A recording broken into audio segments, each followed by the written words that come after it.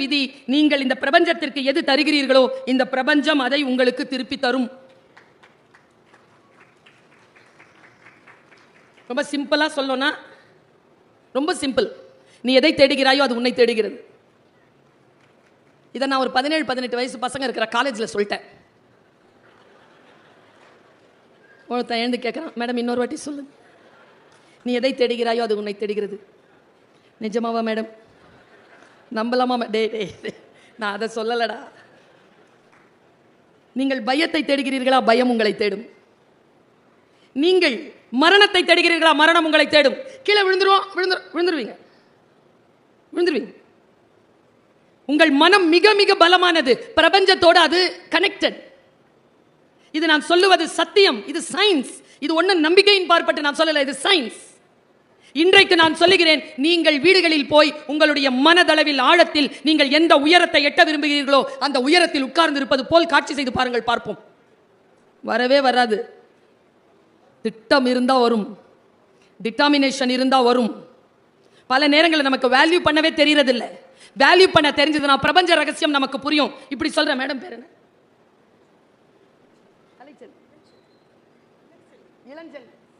Ilanchelvi madam, நம்முடைய pass. நான் கடலூர் வந்துட்டு இருந்தேன், பர்ஸை தொலைச்சிட்டேன். நான் இளஞ்செல்வி மேடம் கிட்ட வந்து சொல்றேன், மேடம் பர்ஸை காணோம் மேடம். மேடம் என்ன கேட்பாங்க? எங்க தொலைச்சிங்க? பஸ்ல மேடம். எந்த பஸ்ல? கிளாம் பக்கத்துல இருந்து ஏறின மேடம், தொலைச்சிட்டேன் மேடம். அடுத்து என்ன கேட்பாங்க? தேடினீங்களா? தேடின மேடம். கிடைக்கல. ஓன அழுறேன். இவ்வளோ பெரிய பேராசிரியர் அழறதை பார்த்து ஒரே கேள்வி கேட்டாங்க, உள்ள என்னதான் இருந்துச்சு மேடம்? நான் சொல்றேன் 30 ரூபாய். இளஞ்செல்வி மேடம் என்ன சொல்வீங்க? என்ன சொல்வீங்க? போனா பர்ஸ் 3 லட்சம் ரூபா. புருஷனால என்ன கிடைக்கும்? புருஷன் 3 லட்சம் ரூபாய், அவன் கொண்டு வந்து கொடுக்கறதெல்லாம் 30 ரூபா. மனைவி என்ன கிடைக்கும்? அது 3 ரூபா தான், அவன் 30 லட்சம். வேல்யூ தெரியலனா பிரபஞ்சத்துக்கிட்ட எப்படி கனெக்டடா இருப்பீங்க? பிரபஞ்சத்தோடு கனெக்டடா நீங்க எது கொடுக்குறீங்களோ பிரபஞ்சம் உங்களுக்கு அதை திருப்பி தரும். உதாரணத்துக்கு சொல்லுகிறேன், தவறுகள் செய்யாமல் உங்களை நீங்களே காப்பாற்றிக் கொள்ளுங்கள், குற்றங்கள் இழைத்து விடாதீர்கள். 2 விஷயத்துல வெல்பீயிங்கா இருங்க. ஒன்னு மெடிக்கல், இன்னும் ஒன்று லீகல் அண்ட் மெடிக்கல். 2 விஷயத்திலேயே வெல்பீயிங்கா இருக்கிறவன் மனித வடிவில் தெய்வமாக வாழ்ந்து விட்டு போகிறான். சட்டத்தின் முன்னால் குற்றவாளிகளாக இருக்காதீர்கள். உடல் உயிரியலுக்கு எந்த குற்றத்தையும் ஏற்படுத்தி விடாதீர்கள். சுய மற்றும் சமூக ஒழுக்கம். தவறு செய்தால் என்ன நடக்கும் தெரியுமா? நான் பெண், என் மகனோ என் கணவனோ என் தாய் தந்தையோ என்னுடைய அண்ணனோ தம்பியோ தங்கையோ அக்காவோ யாரையும் தவறு செய்துவிட்டு என்னிடத்தில் வந்து மன்னிப்பு கேட்டால் நான் மன்னிப்பேன்.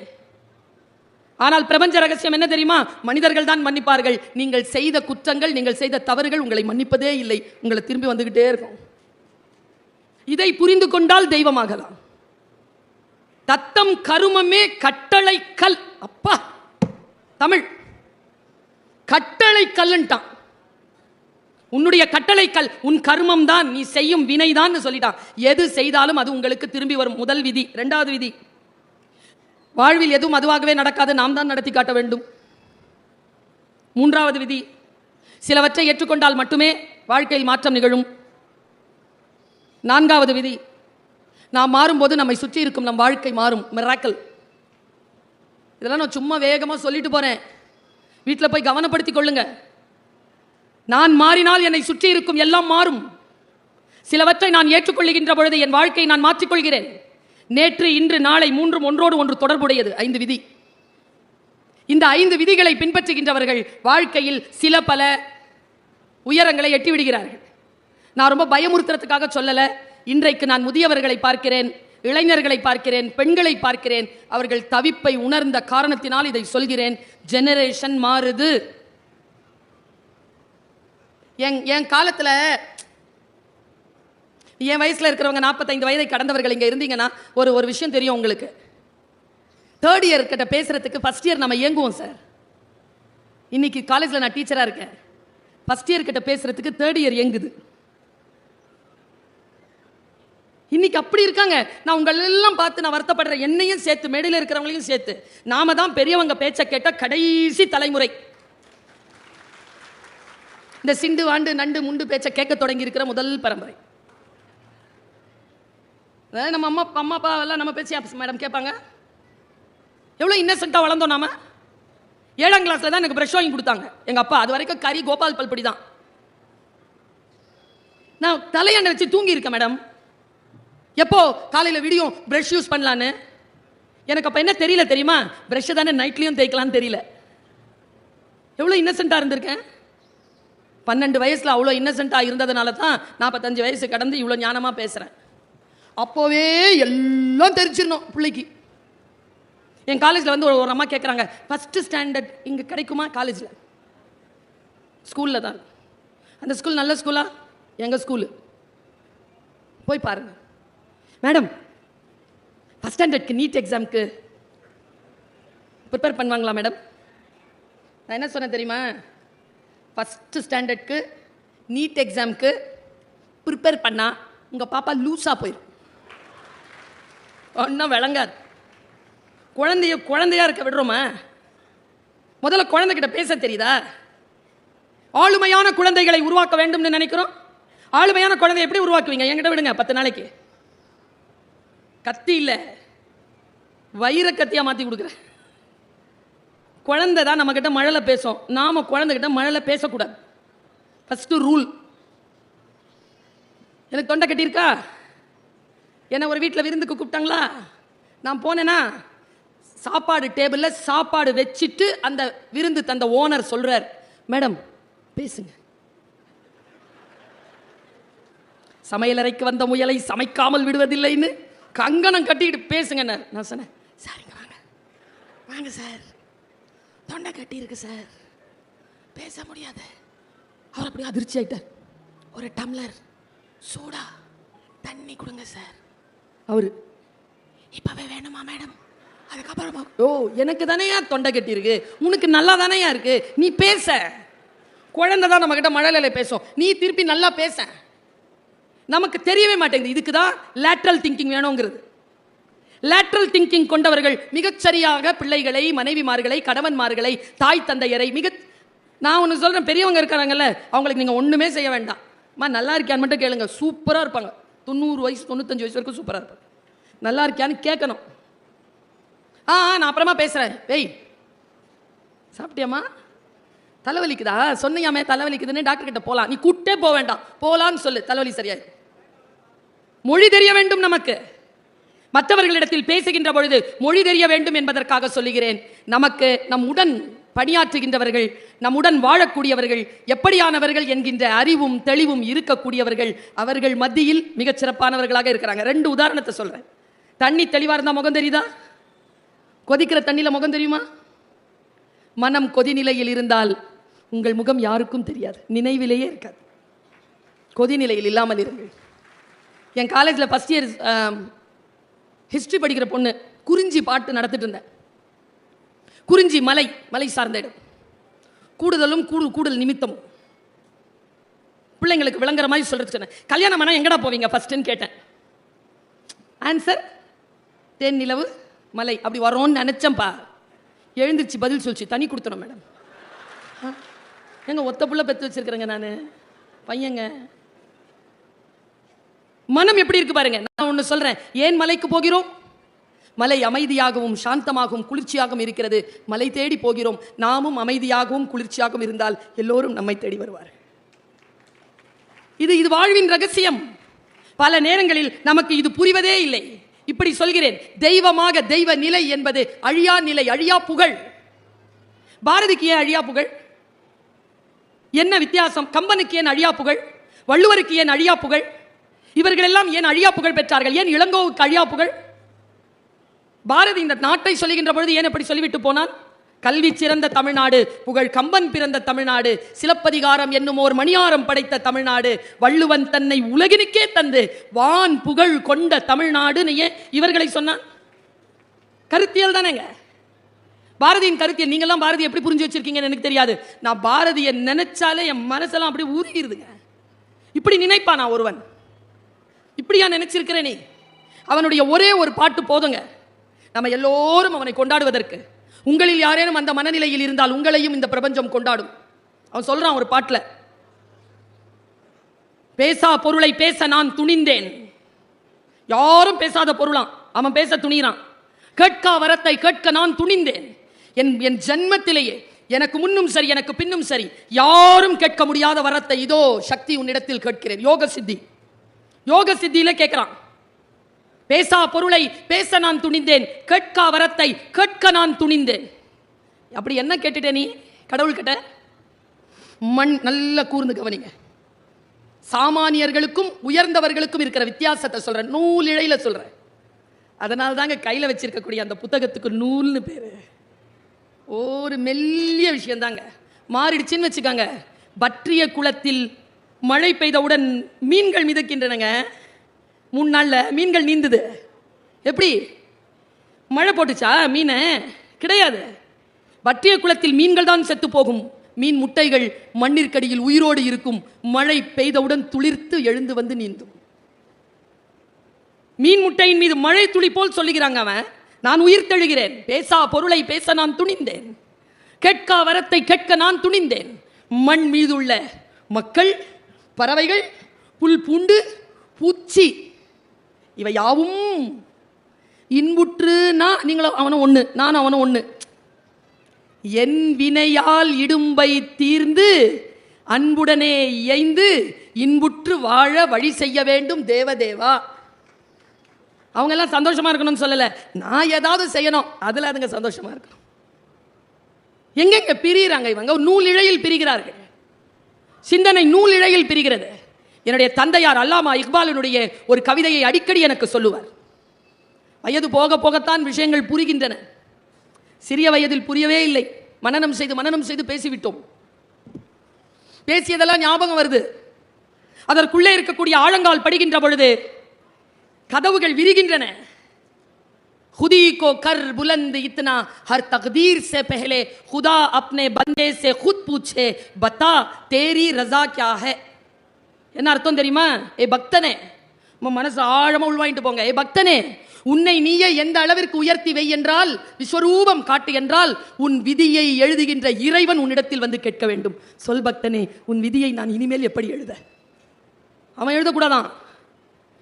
நீ இப்படித்தான் எழுதணும்ட்டு நாம விஸ்வரூபம் எழுந்து நிக்கணுமா? நிக்க முடியுங்கிறான் அல்லாமா இக்பால். எல்லாம் விதி. நோ, ஊழையும் உப்பக்கம் காண்பர் நாங்களா, அவர்கள் தான் மனித இனத்தில் தெய்வமாகிறார்கள். மாற்றி அமைக்க முடியும். எத்தனை பேர் ஏழையாக பிறந்தோம், ஏழையாக இருக்க மாட்டோம். கல்வி அறிவு அற்ற குடும்பத்தில் பிறந்தோம், கல்வி அறிவு அற்று இறக்க மாட்டோம். சுதந்திரமின்றி பிறந்தோம், அடிமையாக சாக மாட்டோம். நம்முடைய வாழ்க்கையின் உயர்வுகளை யார் ஒருவர் தானே தன்னுடைய கரங்களால் எழுதி கொள்கிறார்களோ அவர்கள் மனித உருவிலே தெய்வமாக உயர்த்த பெறுகிறார்கள். அந்த நிலைக்கு நாம் உயர வேண்டும் என்றால் சில பல விஷயங்களை சொல்லுகிறேன். இன்னைக்கு டைரியில போய் எழுதி வச்சுக்கோங்க. வரலாறு இருக்குல்ல, என்ன இப்படி சொல்றாங்களேன்னு நினைக்காதீங்க.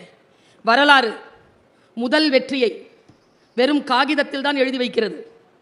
2வது வெற்றியைத்தான் வரலாற்றின் பொன்னேடுகளில் பொறிக்கிறது. ஃபர்ஸ்ட் வந்துட்டா போதும் இல்லை, ஃபர்ஸ்ட் வந்துகிட்டே இருக்கணும். அதான் வரலாறு. நான் இப்படி வந்துட்டேன், அப்புறம் 10th வந்தவன் ஏன் +2ல வர்றதில்லை? கொண்டாடி தீத்துறோம். Turn as a responsibility. வெற்றியை பொறுப்பாக மாற்றிக்கொள்ளுகின்றவர்கள் சாதனையாளர்களாக உயர்கிறார்கள். நான் குழந்தைகளுக்கு சொல்லுவேன், சாதனையாளர்கள் யார்? தவறே செய்யாதவர்களா? கிடையாது. ஒரே தவறை திரும்ப செய்யாதவர்கள். எல்லாம் தப்பு செஞ்சவன் தான், ஒரே தப்பை திரும்ப செய்ய மாட்டான். அவன் சாதனையாளராக இருக்கிறான். நான் இப்படி யோசித்து பார்க்கிறேன், நம்முடைய வாழ்க்கை நமக்கு எத்தகைய வாய்ப்புகளை, சிந்தனைகளை தருகிறது. நான் இதை ஒரு 4-5 கூட்டத்தில் எனக்கு தெரிந்து நான் மிக உணர்ச்சிவசப்பட்டு சொல்வதுண்டு. எனக்கு தெரியாது உங்களுடைய மனநிலை எப்படி இருக்குன்னு எனக்கு தெரியாது. நான் சொல்றேன், நான் 22ஆம் தேதி வர வேண்டியவன், வர முடியல. சரியா? இன்னைக்கு வந்திருக்கேன். யார் என்னை அழைத்து வந்தது சொல்லட்டுமா?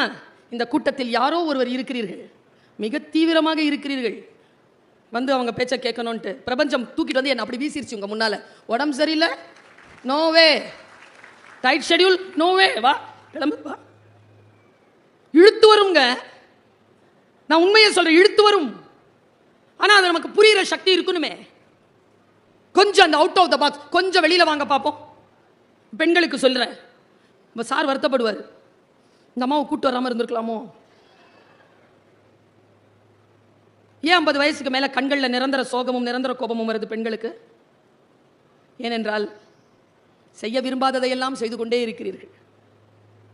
அவங்க கிட்ட கேட்டு பாருங்களேன், நான் இல்லைன்னா எதுவுமே நடக்காது மேடம்.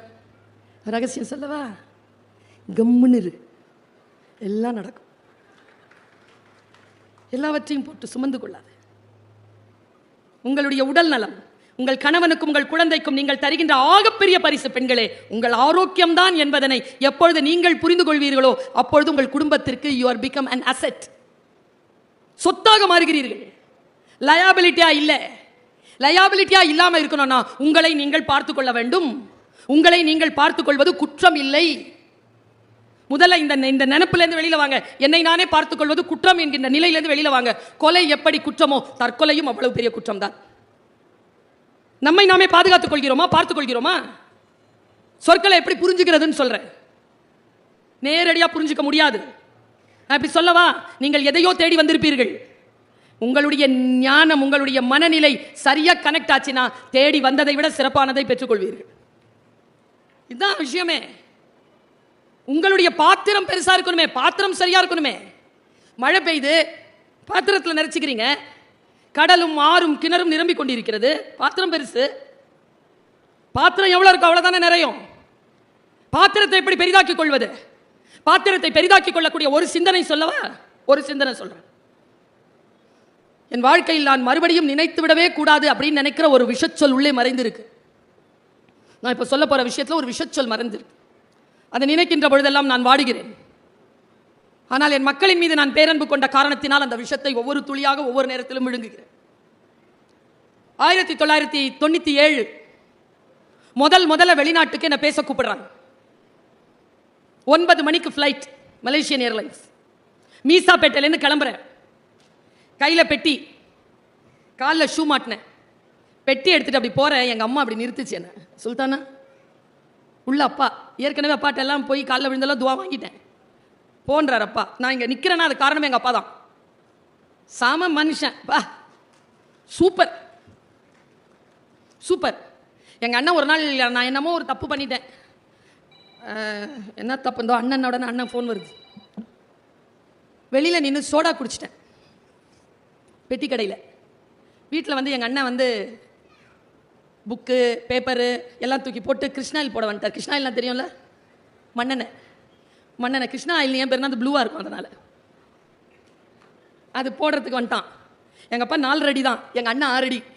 நேராக எங்கிருந்து வந்தாருன்னு தெரியலிங்க. என்னுடைய சர்டிஃபிகேட், என்னுடைய கப்பு எல்லாத்தையும் போட்டு அண்ணன் எரிக்க போகிறான். எங்கள் அப்பா பறந்து வந்தாருங்க எங்கிருந்தோ. இப்படி நிறுத்துறாருங்க அண்ணனை. அப்பா குள்ளம்ல என்ன செய்யற? அப்பா எங்களை அடித்தது கிடையாது, திட்டினது கிடையாது, ரொம்ப சாஃப்ட் எங்கள் அப்பா. என்ன பண்ணுற? வெளியில் நின்று ஒரு திட்டு சொல்லிட்டு ரோட்டில் சோடா குடி. என்ன பண்ண போற? எரிச்சிடலாம். நாளிலேருந்து ஸ்கூல் கிடையாது. 10th நான் இல்லை 11th கிடையாதுன்ன உடனே என்ன தெரியுமா பண்ணாரப்பா?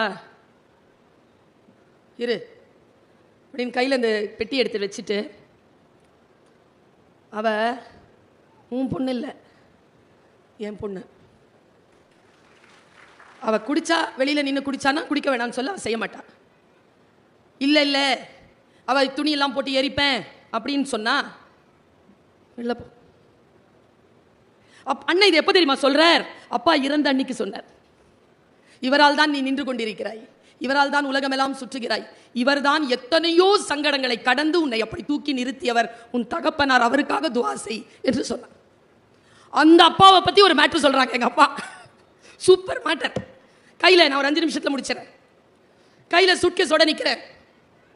அம்மா கேட்குறாங்க, எத்தனை மணிக்குமா ஃப்ளைட்? 9 மணிக்கு. இப்போ மணி 4 தானே ஆச்சு? ஆமாம்.